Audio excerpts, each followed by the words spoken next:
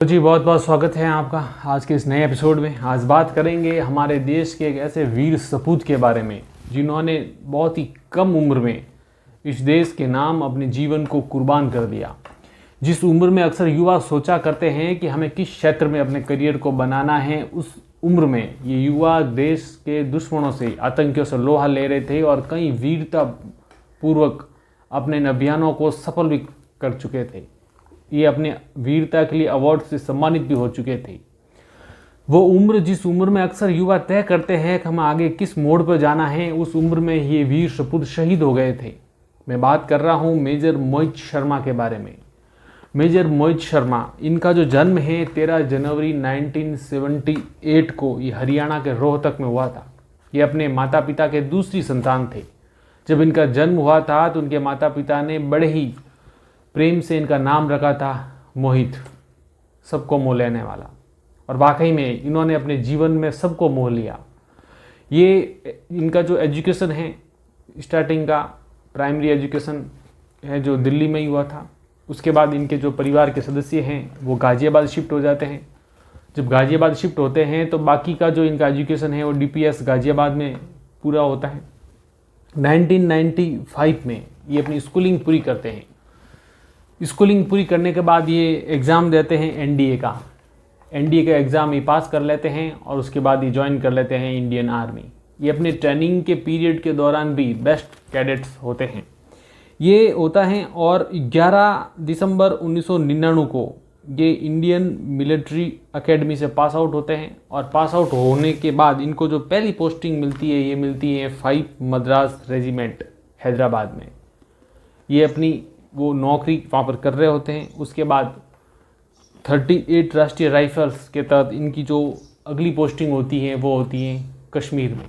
एक कश्मीर में जब इनकी पोस्टिंग होती है तब वो दौर था कश्मीर का जब दहशतगर्दी चरम पे थी।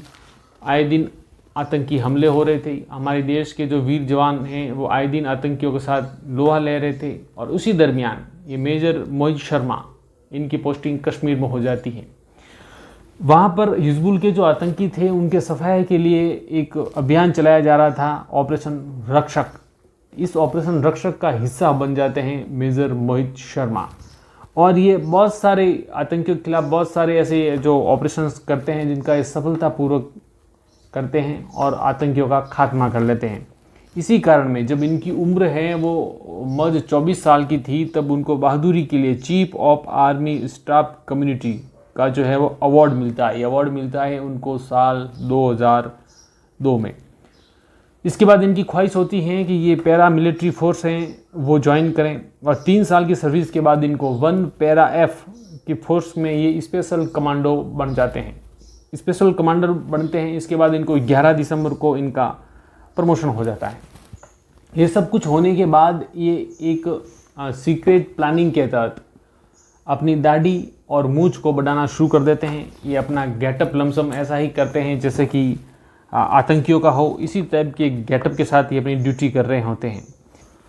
मार्च 2004 में कश्मीर के सोफियान में इनकी है जो पोस्टिंग होती है तब इनको एक इनपुट मिलता है। और वो इनपुट ये होता है कि जो हिजबुल के जो आतंकी हैं वो पासी के पहाड़ी पर डेरा डाल के बैठे हुए हैं। हिजबुल के आतंकियों का जो प्लान है वो ये है कि मौका मिलते ही भारतीय सेना की टुकड़ी पर हमला करना है। जब इनको इनपुट मिलता है तो ये अपने स्तर पर इसको क्रॉस चेक करवाते हैं। जब ये कंफर्म हो जाता है कि वाकई में हिजबुल के आतंकी वहाँ बैठे हैं जो भारतीय फौज पर हमला करने वाले हैं, उस वक्त दूसरे लोग सोच ही रहे होते हैं। उससे पूर्व मेजर मोहित शर्मा एक ऐसे बहादुरी पूर्वक एक आइडिया उनके दिमाग में आता है जो किसी के विचारों में भी नहीं आया था। और वो आइडिया ये होता है कि मेजर मोहित शर्मा ये तय करते हैं कि वो आतंकियों के कैंप में स्थानीय युवक बन के जाएंगे, आतंकी बन के उनके आतंकी कैंप को ज्वाइन करेंगे, उनके साथ रहेंगे, उनकी पूरी जानकारी हासिल करेंगे और उसके बाद उसी कैंप में उन्हीं आतंकियों को वहाँ पर मार के वापस आ जाएंगे। इतनी बहादुरी का काम मोहित शर्मा ने करने का फैसला कर लिया था। इसी के तहत मेजर मोहित शर्मा ने जो हिजबुल के जो आतंकी थे उन तक एक खबर पहुंचाई। और वो खबर ये थी कि कश्मीर का एक स्थानीय युवक है जिसका नाम है इफ्तिकार बट। अब दरअसल ये इफ्तिकार बट कोई और नहीं, मेजर मोहित शर्मा ही थे। लेकिन ये खबर वहाँ तक पहुँचाई गई कि ये जो इफ्तिकार बट हैं इसके भाइयों को आज से 3 साल पूर्व इंडियन आर्मी हैं उन्होंने मार दिया था। इसकी वजह से ये इफ्तिकार भट्ट हैं, ये भारत की फ़ौज से नफरत करता है, ये भारत की फ़ौज से बदला लेना चाहता है, इसीलिए उसे आतंकी बनना है, ये हिजबुल को ज्वाइन करना चाहता है। वहाँ पर हिजबुल के 2 कमांडर थे, उनका नाम था, एक का अबू तुरारा और दूसरे का नाम था अबू सब्जार। ये दोनों बड़े खुश हो जाते हैं, उन्हें लगता है कि हमारी गैंग में एक और एंग्री यूथ शामिल हो गया है जो कि भारत की फ़ौज से नफरत करता है। ये तो दरअसल चाहते ही थे कि इस प्रकार से कुछ युवा जो कि भारत की फ़ौज से नफरत करते हो हमारी संगठन को ज्वाइन करें और हथियार उठा लें। मेजर मोहित शर्मा के पास वहाँ पर खबर आती है कि जो हिजबुल के जो कमांडर हैं वो आपसे मिलना चाहते हैं।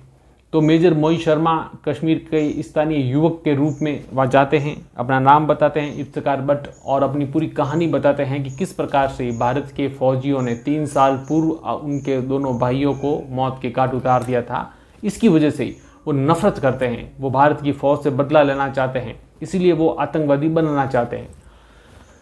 पूरे 12 दिन तक इफ्तिकार भट्ट यानी कि मेजर मोहित शर्मा उन आतंकियों के साथ रहते हैं। 12 दिन रहने के दरमियान ये आतंकियों की पूरी रेकी कर लेते हैं, उनके कितने उनके पास अस्त्र शस्त्र हैं, इनके पास कितने लोग हैं और किस प्रकार से भारत की फ़ौज पर हमला करने की प्लानिंग कर रहे हैं। 12 दिन बाद जो हिजबुल के जो कमांडर होते हैं, इसमें से ये जो मुख्य होता है अबू तुरारा, ये तय करता है कि हम लोग यहाँ से मूव कर जाते हैं और बहुत ज़्यादा हथियार और शस्त्र लेकर के आकर के एक व्यवस्थित प्लानिंग के तहत भारत की फ़ौज पर हमला करेंगे। मेजर मोहित शर्मा को पता था कि अगर ये आतंकी यहाँ से अब निकल गए तो दोबारा मिलना मुश्किल है।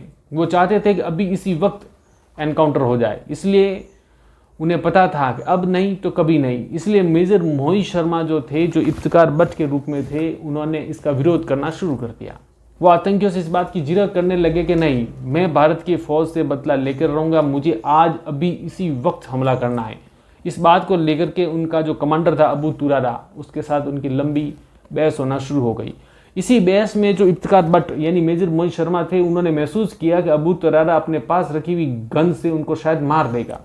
तो मेजर मोहित शर्मा हैं, अपने कंधे पर रखी हुई गन को जोर से फेंकते हैं और उसे यकीन दिलाने के लिए कहते हैं कि तुम मेरा यकीन करो, मैं तुम ही में से एक हूँ। क्योंकि अबू तुरारा उसे कहता है कि तू है कौन, तो हम में से तो नहीं लगता, अपनी सच्चाई बता, पहचान बता, तू कौन है। तो मेजर मोहित शर्मा कहते हैं कि मेरे पे यकीन करो, मैं तुम ही में से एक हूँ। 3 साल पूर्व इन्हीं फौजियों ने मेरे भाइयों को मार गिराया था और मैं भारत की फौज से बदला लेना चाहता हूँ, मैं चाहता हूँ अभी हमला हो। इनकी बहस और ज़्यादा बढ़ जाती है। ये जो अबू तुरारा है, जो ही इफ्तिकार भट्ट को मारने ही वाला होता है कि मेजर मोहित शर्मा अपने पास रखी गन से अबू तुरारा को मार देते हैं और उसके बाद फायरिंग हो जाती है। इसलिए जो हिजबुल के जो बाकी के आतंकी है वो उनको वहाँ पर ढेर कर लेते हैं, यानी उन्हीं की कैंप में घुस करके मेजर ने उन्हीं आतंकियों को वहाँ पर मार दिया था। कहते हैं रात भर वहीं बैठे रहे इन लाशों के पास। सवेरे मेजर मोहित शर्मा अपनी बटालियन के पास जाते हैं, पूरी घटनाक्रम बताते हैं और उसके बाद इंडियन आर्मी अपना काम करते हैं। इस बहादुरी और वीरता के लिए मेजर को सेना मेडल से भी सम्मानित किया जाता है। ये 2004 में ये घटना होती है। और 2004 की एक घटना है कि दिल्ली के निजामुद्दीन रेलवे स्टेशन पर मेजर मोहित शर्मा छुट्टी के लिए घर आ रहे थे, तो उनके परिवार के पास एक मैसेज भिजवा दिया और वो मैसेज ये था कि वो छुट्टी के लिए घर आ रहे हैं, तो परिवार के जो सदस्य हैं वो निजामुद्दीन रेलवे स्टेशन पर उनको रिसीव करने के लिए जा रहे होते हैं। निर्धारित समय पर ट्रेन स्टेशन पर आती है, पैसेंजर्स उतरते हैं, जिनको चढ़ना है वो चढ़ते हैं और एक निर्धारित समय के बाद ट्रेन वहाँ से डिपार्चर भी कर जाती है। उनके घर के सदस्य हैरान रह जाते हैं कि मेजर ने मैसेज भिजवाया था कि वो आएंगे, तो आए क्यों नहीं।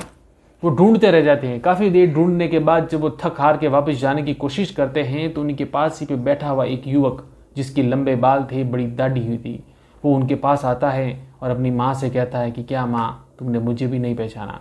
यानी आप अंदाज़ा लगा दीजिए कि मेजर मोहित शर्मा ने किस प्रकार से अपना गेटअप ऐसा कर लिया था कि उनकी स्वयं की माँ भी उन्हें नहीं पहचान पाई थी। और इसी गेटअप के साथ उन्होंने वीरतापूर्वक एक बहादुरी का काम किया था, आतंकियों के कैंप में जाकर के उन्हीं को वहीं पर ख़त्म करना।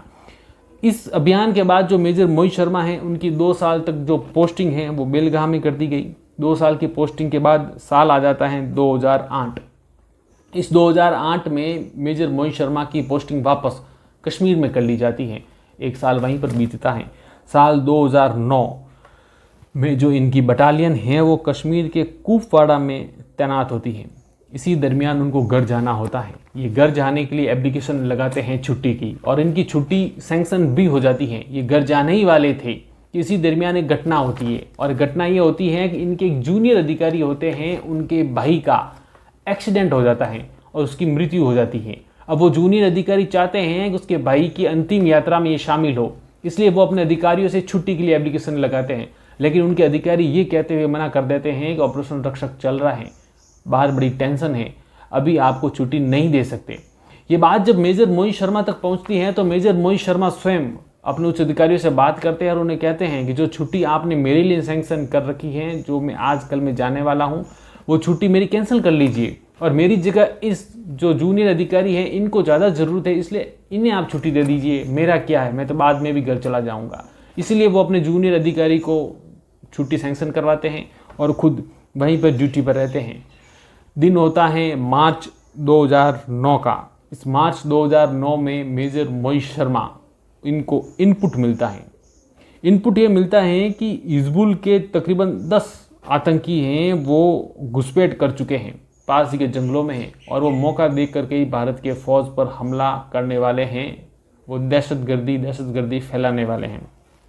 इसीलिए मेजर मोहित शर्मा अपने 10 अधिकारियों के साथ एक टीम बनाते हैं और ये तय करते हैं कि हम जंगल में घुस के इन 10 जो आतंकी हैं उनको ढूंढ करके मारेंगे। इसलिए रात को तकरीबन 12 बजे ये हेलीकॉप्टर से उन जंगलों में उतर जाते हैं। रात भर इनका सर्च अभियान चलता है। सवेरे तकरीबन वो आतंकी हैं, उनको एक पहाड़ी के आसपास उनको हल्की सी झलक से एहसास होता है कि वो आतंकी हैं। फिर ये कंफर्म कर देते हैं कि हाँ यही वो आतंकी हैं।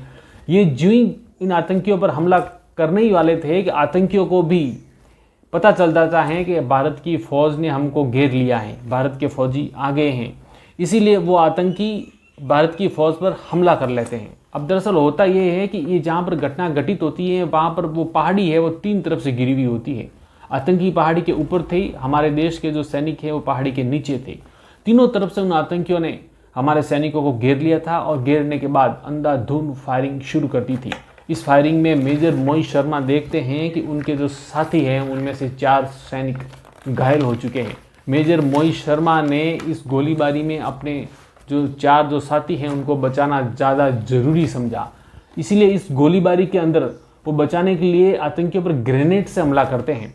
ग्रेनेड से जब वो हमला करते हैं तो उनमें से 2 आतंकी मारे जाते हैं। जो गोलीबारी हो ही रही थी, इस बीच गोलीबारी में भी वो रेंगते हुए अपने साथियों के पास जाते हैं और उनको बचाने के लिए सुरक्षित स्थान पर लाने की कोशिश करते हैं। इसी कोशिश में मेजर मोहित शर्मा के सीने में 2 गोली लग जाती है। 2 गोली लगने के बावजूद भी वो भी आतंकियों पर लगातार फायरिंग करते रहते हैं और इसी फायरिंग में वो 2 और आतंकियों को मार डालते हैं। लेकिन इस फायरिंग में मेजर मोहित शर्मा को बहुत ही ज़्यादा गोली लग जाती है। वो दिन होता है 21 मार्च 2009 का, जब मेजर मोहित शर्मा अपने 4 साथी सैनिकों के साथ शहीद हो जाते हैं। ठीक उसके 2 दिन बाद 23 मार्च 2009 को मेजर मोहित शर्मा की पार्थिव देह गाजियाबाद लाई जाती है। 23 मार्च 2009 साथियों ये शहीद दिवस है। इसी दिन भगत सिंह जी को फांसी हुई थी। इस शहीद दिवस के दिन मेजर मोहित शर्मा का शव है उनके घर आता है। देश पर मर मिटने वालों की वीर गाथाएं हैं वो युगों युगों तक गाई जाएगी आपके और मेरे द्वारा। वीर जो देश पे शहीद होते हैं वो अमर हो जाते हैं सदा के लिए, जैसे मेजर मोहित शर्मा हुए। ये ऑपरेशन जो रक्षक हैं वो साल 2007 से 2015 तक चला और बताया जाता है कि इसके अंदर तकरीबन 753 हमारे देश के सैनिक हैं वो शहीद हुए हमारे देश के लिए। मेजर मोहित शर्मा की जो शहादत है, इनकी शहादत के बाद इनको जो गैलेंट्री अवार्ड अशोक चक्र से भी सम्मानित किया जाता है। साल 2019 में जो दिल्ली मेट्रो है उसका एक रेलवे स्टेशन होता है राजेंद्र नगर। ये इस राजेंद्र नगर रेलवे स्टेशन का नाम बदल करके major Mohit Sharma railway station कर देते हैं। मेजर मोहित शर्मा की उम्र महज 31 साल थी जब देश के नाम वो शहीद हो गए थे। ऐसे वीर जवान शहीद की वीर गाथाएं हम सदा उनका गान करते रहेंगे। आज की कहानी आपने यहाँ तक देख ली है तो आपसे दरख्वास्त है कि जाने से पूर्व चैनल को सब्सक्राइब करना ना भूलें। इस कहानी के बारे में आपके क्या विचार हैं, कमेंट सेक्शन खुला है। आपको हमारा प्रयास यदि अच्छा लग रहा हो तो कहानी को लाइक करना ना भूलें, अपने दोस्तों के साथ शेयर ज़रूर कीजिए। मिलते हैं इस तरह की नई कहानी में, तब तक आप अपना ख्याल रखिएगा। मैं विक्रम सिंह, नमस्कार।